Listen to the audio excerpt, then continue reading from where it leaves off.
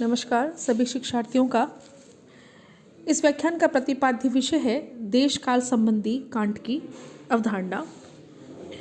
किसी भी विषय के ज्ञान में सर्वप्रथम देश और काल के माध्यम से संवेदन शक्ति संवेदनाओं को ग्रहण करती है और उन्हें बुद्धि के विकल्पों तक पहुंचा देती है। देश और काल संवेदन शक्ति के दो दरवाजे हैं जिनमें से होकर ज्ञान रश्मियाँ संवेदनों के रूप में मन या आत्मा में प्रवेश करती है। देश और काल कोई बाहरी वस्तुएं नहीं हैं, हमारे मानसिक चश्मे हैं जिनके माध्यम से हम वस्तुओं को देखते हैं। ये इंद्रिय संवेदन और बुद्धि विकल्प के मध्य दो दरवाजे हैं।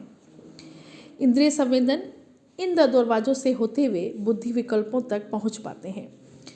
हम विश्व को इन्हीं दो चश्मों के माध्यम से देखते हैं। अतः हमारा बाहरी जगत का ज्ञान देश और काल के रंग में रंगकर होता है। ये संवेदन समूह अस्तव्यस्त, अशक्त, अर्थहीन, असंबद्ध और क्षणिक है। यह ज्ञान के रूप में परिणत होने में अक्षम है। हमारी आत्मा निष्क्रिय होकर इन्हें ग्रहण करती है, बल्कि वह सक्रिय होकर इनको व्यवस्थित और नियमित बनाती है। अनुभूत होने के लिए बाहरी जगत को देश और काल दोनों दरवाजों से निकलना पड़ता है और आंतरिक जगत को केवल काल के द्वार से गुजरना पड़ता है। तो देश और काल सिर्फ चश्मे हैं जिनमें से दो दरवाजे हैं जिनमें से ज्ञान की रश्मियाँ मन या आत्मा में प्रवेश करती है संवेदनों के रूप में।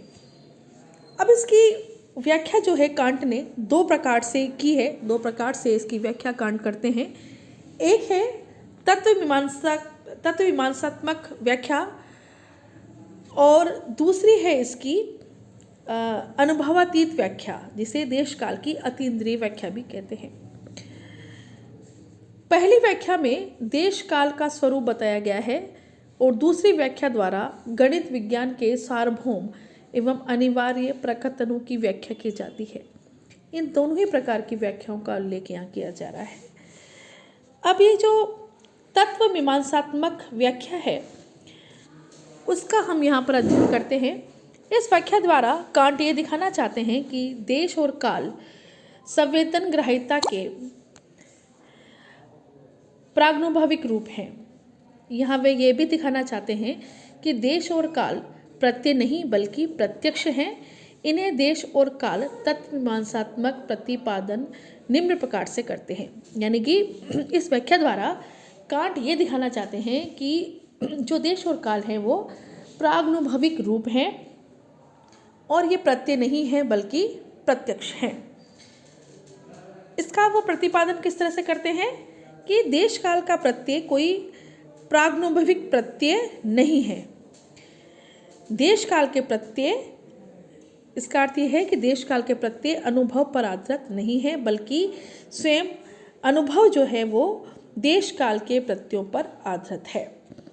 बाहरी अनुभव देश काल पर आधारित है परंतु आंतरिक अनुभव जो है वो केवल काल पर आधारित है।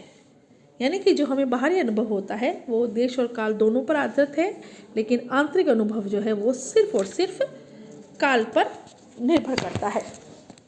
इस तरह से ये तत्वमीमांसी व्याख्या के बिंदु यहाँ पर स्पष्ट करते हुए कांट बताते हैं कि देश और काल प्रत्यय रूप न होकर प्रत्यक्ष है। यह अनुभव निरपेक्ष प्रत्यक्ष रूप है। कांट इसे सिद्ध करने के लिए कई प्रमाणों को उपस्थित यहाँ पर वो करते हैं। वो किस तरह से करते हैं? वो ऐसे करते हैं कि साधारणतः हम मानते हैं कि घटनाओं में साहचर्य संबंध और वस्तुओं में अनिवार्यता संबंध से काल का पता चलता है, परंतु कांट के अनुसार काल के कारण ही घटनाओं में पूर्वापूर्व संबंध या आंतर्य संबंध पाया जाता है। काल ज्ञान न होकर पूर्वापूर्व या आंतर्य संबंध बोध नहीं कर सकता, इसलिए काल अनुभव निरपेक्ष है। यानी कि काल का हम अनुभव नहीं कर सकते क्योंकि उनके बीच में कोई आंतर्य ऐसा आचार्य संबंध हमें नजर नहीं आता है। देश और काल अनिवार्यतः प्रागनुभविक विज्ञान है जो प्रत्येक बाहरी प्रत्यक्षीकरण में अंतर्निहित है। देश और काल के प्रत्यय के अभाव में बाहरी वस्तुओं का ज्ञान संभव नहीं है। देश और काल की कल्पना बाहरी वस्तुओं के अभाव में ही की जा सकती है, परंतु देश काल के अभाव में बाहरी वस्तुओं की कल्पना असंभव है। देश काल प्रागनुभविक है। इसे सिद्ध करने के लिए कांट कई तर्क देते हैं। ऊपर नीचे दूर नज़दीक के संबंध में देश ज्ञान नहीं होता। देश ज्ञान मानव मन में प्रारंभ से ही होता है, जिसके आधार पर हमें दूर नज़दीक ऊपर नीचे का ज्ञान होता है। यदि देश काल अनुभविक होते तो इनके अभाव की कल्पना अन्य अनुभविक पदार्थों के अभाव जैसे की जा सकती थी, परंतु ये संभव नहीं है। विशिष्ट वस्तुओं को हम अनुभव से प्राप्त करते हैं और इनके अभाव की कल्पना भी कर सकते हैं, परंतु देश काल के अभाव की कल्पना नहीं की जा सकती। अतः यह अनुभव द्वारा प्राप्त नहीं किए जा सकते। इसलिए देश काल को सभी प्रत्यय वस्तुओं का प्रागनुभविक रूप कहा जा सकता है। देश काल न विमर्शात्मक है न सामान्य प्रत्यय, ये विशुद्ध प्रत्यक्ष है। हमें एक प्रचंड देश और अखंड काल का ज्ञान होता है। यानी कि ऐसा कहना ठीक नहीं है कि हमें पहले एक आंशिक देश काल का अनुभव होता है, तब हम उन्हें संयुक्त करके एक पूर्ण देश काल का हमें बोध होता है। देश काल के आंशिक खंड पूर्ण देश काल के न तो पहले और न बाद में, बल्कि वह इनके अंदर निहित हैं। देश काल के आंशिक रूप अखंड देश काल में परिसीमित रूप हैं। आंशिक खंडों में अखंड देश काल का प्रत्यक्ष पहले से ही विद्यमान रहता है। इसलिए कांट ने देश काल के प्रत्यक्ष को प्रागनुभविक कहा है। यानी कि देश काल को हम ये अनुभव से परे हैं, अनुभव निरपेक्ष हैं। देश काल को अनेक खंडों में बांटना सर्वथा अनुचित है। देश एक है, देश माने कि स्पेस, देश और काल मतलब टाइम, यानी कि टाइम और स्पेस। देश एक है और काल भी एक है। देश का अनंत विस्तार है, जिसमें अनेकानेक खंड संयुक्त रूप से विद्यमान हैं। सभी कालों को जोड़कर अनंत काल बनता है। इसी प्रकार सभी देशों के योग से अनंत देश बनता है। जब देश एक है, काल एक है, तो उसका प्रत्यय भी होता है। सामान्यतः सामान्य प्रत्यय नहीं होता। देश और काल बाहरी पदार्थ नहीं है, ये हमारे मानसिक धर्म हैं। ये प्रत्यक्षानुभूति के दरवाजे हैं और इनसे होकर संवेदन ज्ञान बनने के लिए बुद्धि विकल्पों तक पहुँचते हैं। मानसिक धर्म होने पर भी देश काल किसी व्यक्ति विशेष की कल्पना नहीं है। इनकी सत्ता सार्वभौम और अनुभव के लिए अनिवार्य है। देश काल की गति परमार्थ तक नहीं है। जो कुछ भी सत्य है वह दिक् काल में अविच्छिन्न है। हमें जिसका भी ज्ञान होता है वह दिक् काल से घिरा है। परमार्थ तो अज्ञेय है, उसका संवेदन वही देश काल वास्तविक है। जिसका संवेदन नहीं होता, उस अतीन्द्रिय पदार्थ के लिए देश काल की कोई सत्ता नहीं है। अब देश काल की अतीन्द्रिय व्याख्या क्या है, उसको समझ लेना यहाँ ज़रूरी है। दूसरी व्याख्या जो है वो ये है कि देश काल की अतीन्द्रिय व्याख्या दी है। अतीन्द्रिय व्याख्या का मतलब है इसकी अनुभवातीत व्याख्या। वो है कि इस व्याख्या द्वारा गणित शास्त्र के सार्वभौम एवं अनिवार्य प्रकथनों की व्याख्या की जाती है। गणित शास्त्र का संबंध देश काल से है, ज्यामिति का संबंध देश से है यानी कि स्पेस से है, अंक गणित का संबंध काल से है, यंत्र गति विज्ञान देश और काल दोनों पर निर्भर है। देश काल के कारण ही गणित शास्त्र की प्रतिज्ञप्तियाँ अनुभाविक और संश्लेषणात्मक होती है। देश और काल संवेदनाओं के ग्रहण करने के प्रागनुभविक रूप हैं, इसलिए इन्हें विषयनिष्ठ कहा जाता है। परंतु इनकी आत्मनिष्ठता या विषयनिष्ठता ऐसी है कि यह समरूप के से सभी ज्ञाताओं में पाई जाती है। इसलिए देश और काल अति व्यक्तिक और सार्वभौम रूप है और विषयनिष्ठ रहने पर ही भी वास्तव में विषयगत और वस्तुनिष्ठ दिख पड़ते हैं।